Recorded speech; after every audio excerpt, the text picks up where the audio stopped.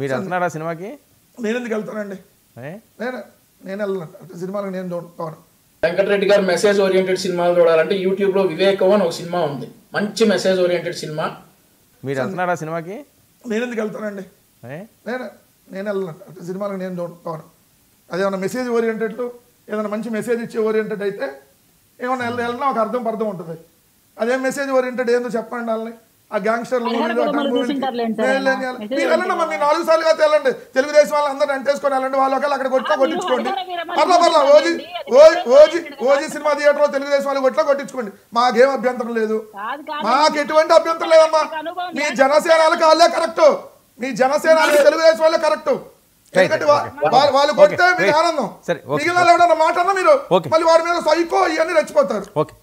వంశీ మాటికి ముందు మన వెంకటరెడ్డి గారు కొట్టించుకుంటారంటే అంటే కొట్టారైంది బాగా ఏమన్నా టీడీపీ జనసేన వాళ్ళు అది 10 సార్లు ఆ మాట స్ట్రెస్ చేస్తున్నాడు. నా పెయిన్ తాలూకు బాధలో కొట్టలేదు అంతేలేమ్మా, నన్ను కొట్టలేదు అనండి మీరు అందరూ. జనసేన వాళ్ళు కొట్టలేదు నమ్మరేంటి అనండి, సరిపోయింది. లేదు సార్ మిమ్మల్ని కొట్టింటారు సార్, మీకు ఆ జ్ఞాపకం ఉన్నట్టుంది అది.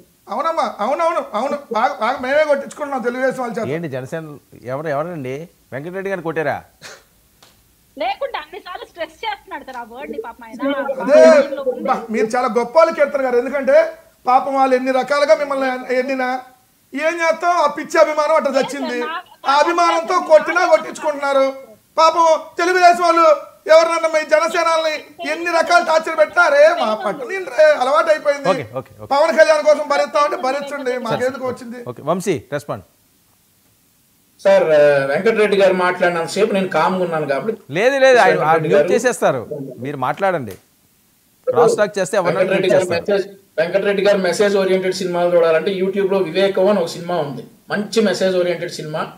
అది మాత్రం వెంకటరెడ్డి గారు మరి చూసారో, చూడకపోతే మాత్రం వెంకటరెడ్డి గారికి మెసేజ్ ఓరియంటెడ్ సినిమాలు చూసే అలవాటు ఉంది కాబట్టి అది చూడాలి. బాగా మంచి మెసేజ్ ఓరియంటెడ్ సినిమా. ఓకే, ఆ తర్వాత